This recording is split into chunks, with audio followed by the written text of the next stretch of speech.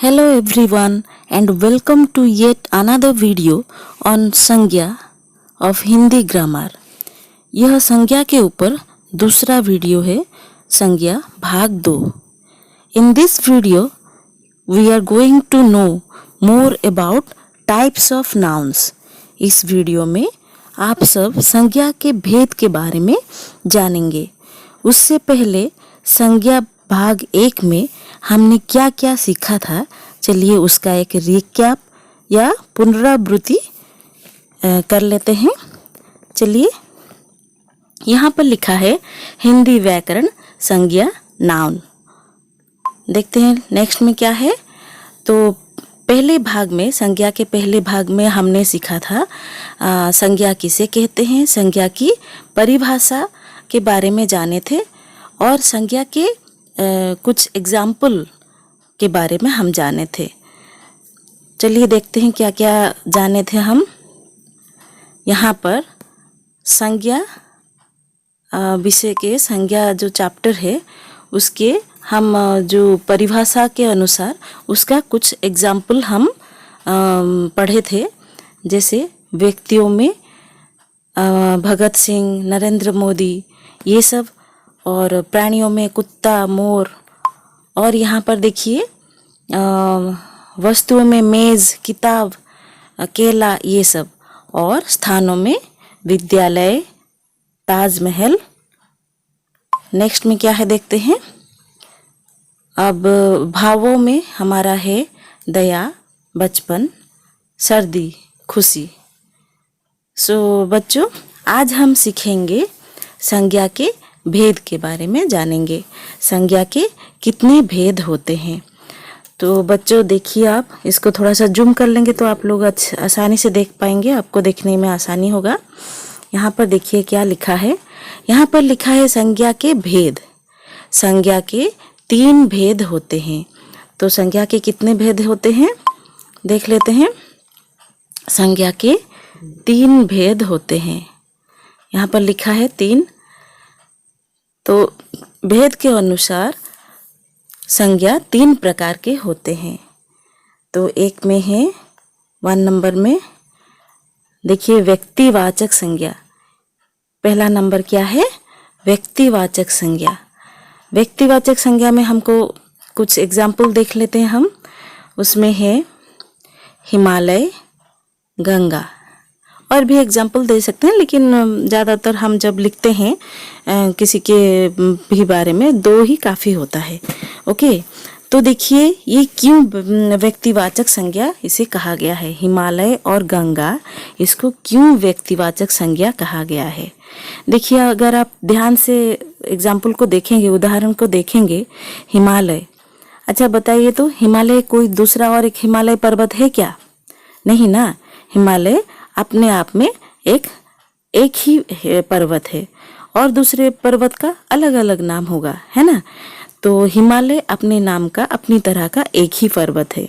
वैसे ही गंगा, बहुत सारी नदियां हैं बट लेकिन क्या है कि गंगा अपनी तरह का या अपने नाम का एक ही नदी है। समझ में आया।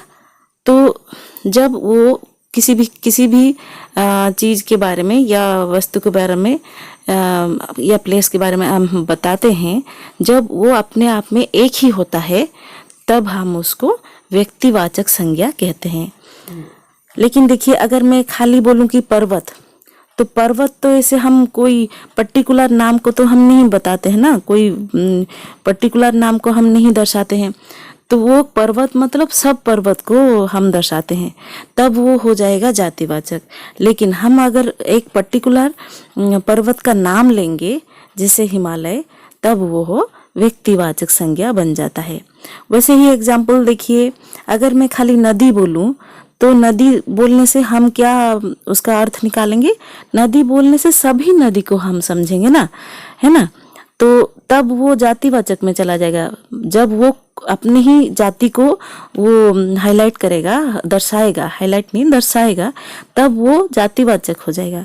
लेकिन अगर हम किसी पर्टिकुलर नदी का नाम ले लेते हैं जैसे गंगा, तो वो अपनी तरह का एक ही होता है, तब वो व्यक्तिवाचक संज्ञा में जाता है।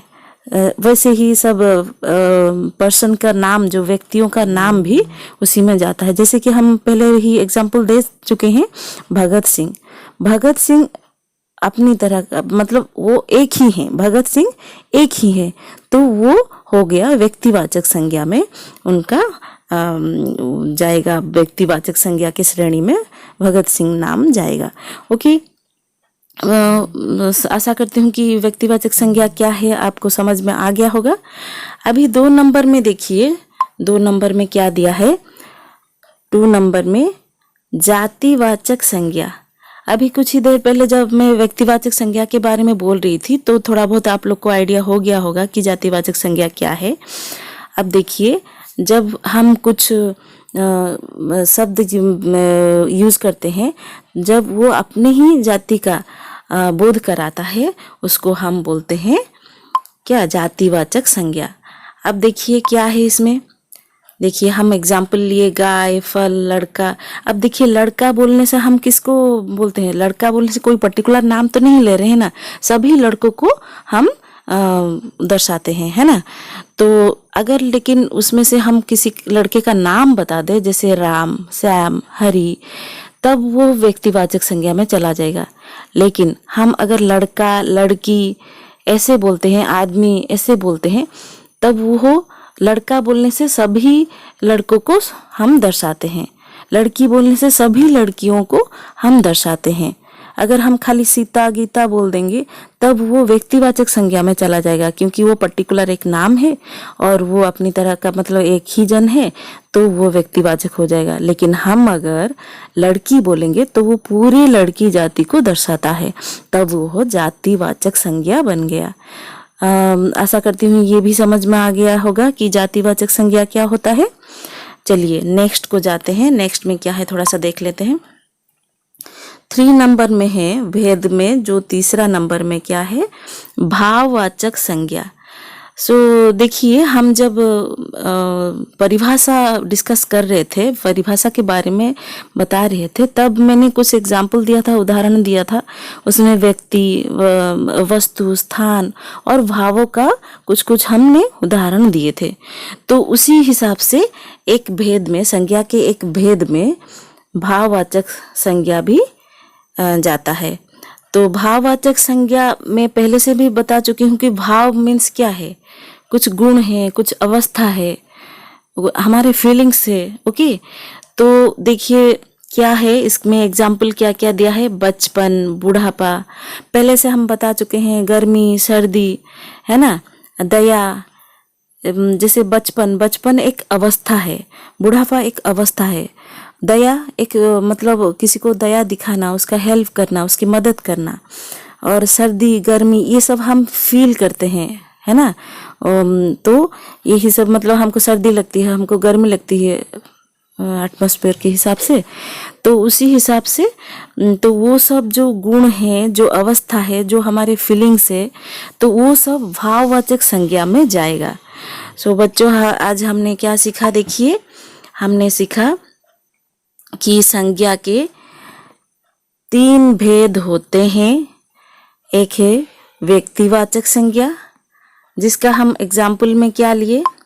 एग्जाम्पल में लिए हिमालय, गंगा। आप कोई भी एग्जाम्पल ले सकते हैं, जैसे रामायण, महाभारत, ये जो है ना, वो अपनी तरह का एक ही है, तो वो भी व्यक्तिवाचक संज्ञा में जाएगा। वैसे ही 2 में है जातिवाचक संज्ञा, गाय, फल, लड़का, लड़की, आदमी, ये सब जाएगा जातिवाचक में। भाववाचक संज्ञा में देखिए, भाववाचक संज्ञा में बचपन, बुढ़ापा, गर्मी, सर्दी, दया, बहुत सारे हैं जो आप दे सकते हैं, जो गुण, अवस्था, हमारा जो फीलिंग्स है उसको दर्शाता है। तो हम चलिए और एक बार रिकैप कर लेते हैं सब कुछ। तो ये जाने हम भेद के बारे में, उससे पहले हमने क्या सीखा था, थोड़ा सा वो देख लेते हैं। चलिए, अब देखिए इसके बारे में हमने क्या देखा था। इसके पहले हमने कुछ एग्जाम्पल लिए थे, जो प्रकार में, परिभाषा बोलने के बाद हम जो प्रकार के कुछ कुछ उदाहरण दिए थे। इसमें स्थानों का नाम है, जैसे आप देखें, स्थानों में है मेला, एक रेड कलर ले लेते हैं, मेला, फिर यहाँ विद्यालय और ताजमहल, ये सब एक एक स्थान का नाम है। वैसे ही वस्तुओं में लिए थे हमने मेज, केला, किताब, कलम, गमला और फोन। अब देखिए उसके बाद ऊपर देखिए हम ये में लिए थे पक्षी, तितली, तोता, ये सब लिए थे। किस में लिए थे? हमने लिए थे उसको प्राणियों के नाम में। प्राणियों के नाम में और क्या क्या है? प्राणियों के नाम में मोर है, कुत्ता और शेर। वैसे ही व्यक्तियों के नाम में हमने लिया था भगत सिंह, भगवान कृष्ण, नरेंद्र मोदी, माली, महात्मा बुद्ध, किसान। तो ये सब हमने एग्जाम्पल लिया था, वो संज्ञा के जो परिभाषा में जो जो आता है उसका कुछ कुछ उदाहरण हम दिए थे। परिभाषा में क्या था, चलिए देख लेते हैं। ऊपर देखिए, इसको हम जूम करेंगे तो आपको दिखाई देगा। परिभाषा में था किसी व्यक्ति में हमने उदाहरण दिया भगत सिंह, किसान। वस्तु में हमने मेज, कलम, ये सब उदाहरण दिए। स्थान में हमने उदाहरण दिए मेला, विद्यालय। और भाव में हमने उदाहरण दिए जैसे दया, बचपन, बुढ़ापा। तो यहाँ पर क्या लिखा है? किसी व्यक्ति, वस्तु, स्थान और भाव के नाम को संज्ञा कहते हैं। ओके, अब देखिए यहाँ पर क्या दिया है, जैसे ताजमहल, गंगा, प्यास, हाथी, केला, गांधी जी और मिठास। तो यहाँ पर देखिए एग्जाम्पल में जो उदाहरण में दिया है ताजमहल, गंगा, ये सब व्यक्तिवाचक संज्ञा में चला गया। आज जो हम डिस्कस किए भेद में, तो ताजमहल, गंगा व्यक्तिवाचक संज्ञा में चला गया। प्यास और इधर और एक ठो दिया था, प्यास और मिठास चला गया भाववाचक में। और हाथी, केला, ये सब चला गया आपका जातिवाचक। और ताजमहल, गंगा और गांधी जी हमारे व्यक्तिवाचक संज्ञा में आता है। तो आप भेद के बारे में आशा करती हूँ सब समझ गए अच्छे से। अगर कुछ डाउट हो तो इस वीडियो को बार बार आप देख सकते हैं, डाउट क्लियर हो जाएगा आपका। तो संज्ञा में हमने आज इतना सब जाने। तो बच्चों, आशा करती हूँ आप सबको ये पसंद आया होगा।